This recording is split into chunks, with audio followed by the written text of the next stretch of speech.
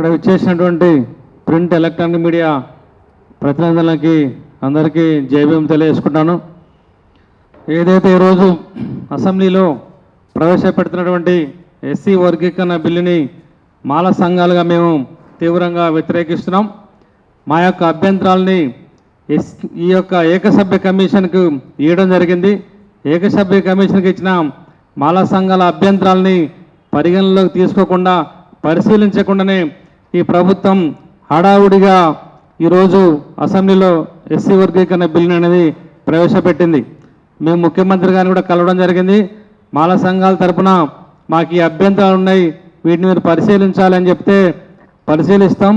ఎమ్మెల్యేలతో దళిత ఎమ్మెల్యేలు అందరితో కూడా మీటింగ్ పెట్టి మాట్లాడిన తర్వాతే ఈ యొక్క ఎస్సీ వర్గీకరణ బిల్లు ప్రవేశపెడతామని చెప్పారు.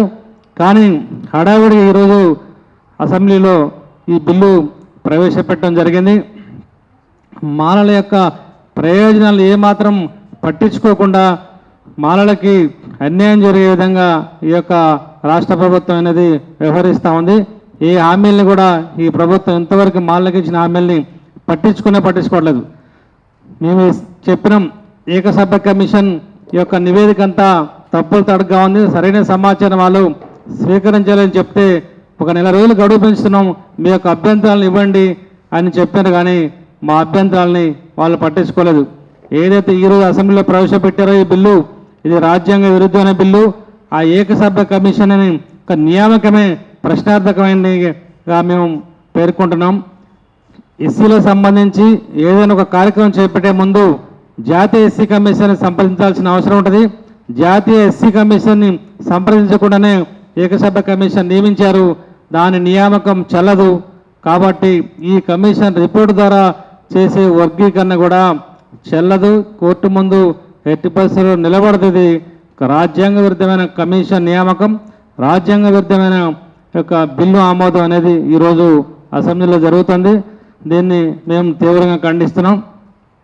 ఏదైతే దేశంలోనే మొట్టమొదటిసారిగా తెలంగాణలో వర్గీకరణ చేస్తామని చెప్పి కాంగ్రెస్ పార్టీ చెప్తుంది. అదేవిధంగా దేశంలోనే అన్ని పార్టీల కంటే ముందు కూడా ఈ కాంగ్రెస్ పార్టీ నష్టపోతుంది. దాన్ని గమనించుకోవాల్సిన అవసరం ఉంది. గతంలో చంద్రబాబు నాయుడు గారు ఎస్సీ వర్గీకరణ చేయడం వల్ల ఆ పార్టీ ఏ విధంగా నష్టపోయిందో ఈరోజు కాంగ్రెస్ పార్టీ కూడా అదేవిధంగా నష్టపోద్ది. మా అభ్యంతరాలను పరిశీలించకుండా ఏకపక్షంగా తొందరపాటుగా ఈ యొక్క ప్రభుత్వం అసెంబ్లీలో బిల్లు ప్రవేశపెట్టడాన్ని మేము తీవ్రంగా ఖండిస్తున్నాం. మా అభ్యంతరాలని పరిశీలించలేదు, మాకు ఏ విధంగా న్యాయం జరగట్లేదు. కాబట్టి మాల మహానాడుగా, మాల సంఘాలుగా ఈరోజు తెలంగాణ సమాజం అంతా కూడా మేము రేపటి నుంచి ఉద్యమానికి శ్రీకారం చుట్టబోతున్నాం. మాలలంతా మరొక ఉద్యమానికి ఈ యొక్క శ్రీకారం చుట్టాల్సిన అవసరం ఉంది.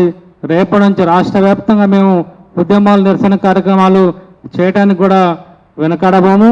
ఈ యొక్క కాంగ్రెస్ ప్రభుత్వానికి ఓట్లేసి గెలిపించినందుకు మాకు మాలకు తీవ్ర అన్యాయం చేస్తూ ఉన్నారు.